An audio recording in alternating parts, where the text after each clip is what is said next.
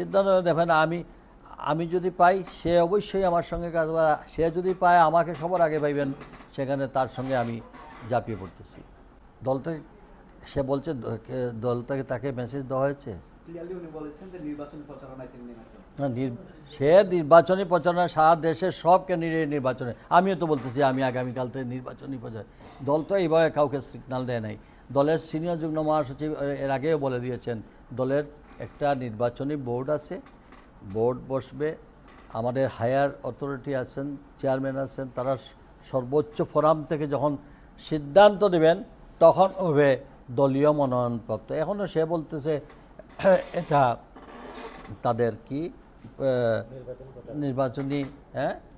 প্রচারণা সে তো ধানের ছড়ার কথা বলতেছে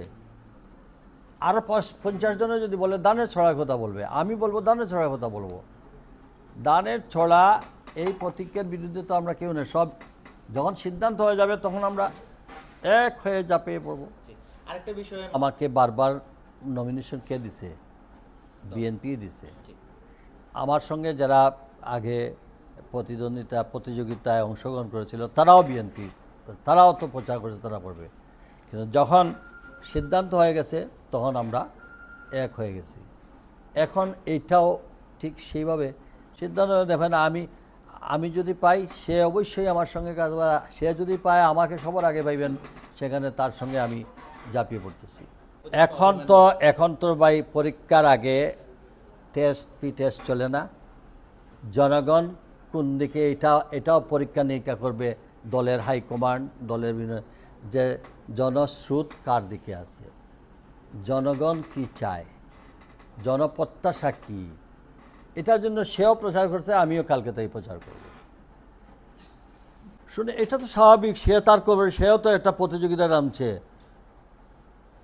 এটা তার প্রচারের জন্য করবে না এটা তো দলের এটা তো সুন্দর একটা গণতান্ত্রিক পরিবেশ সে করছে আমি করব আরও দুই একজনে যদি করতে পারে কিন্তু যখনই নির্বাচনী বোর্ড বসবে যখনই একটা ফাইনাল ডিসিশন হয়ে যাবে তখন যদি ব্যতিক্রম হয় তখন আপনি বলতে পারেন এটা কি তখন আপনারা দেখেন আমরা যে আমি পাইলে সেও আমার সঙ্গে থাকবে সে পাইলে আমিও তার সঙ্গে থাকব এইটাই স্বাভাবিক কিন্তু আমি কোনো দলীয় ফোরাম থেকে নয় অ্যাজ আ সিটিজেন আপনি আমি সবাই ধর্ম বর্ণ নির্বিশেষে এটাতে কারো লিড নেওয়ারও কিছু নাই কারো এখানে ক্রেডিট নেওয়ারও কিছু নেই আমি হয়তো বলছি কিন্তু এটার আমার মনে হয় আমাদের সকলেরই দাবি হিসাবে আমরা আসব।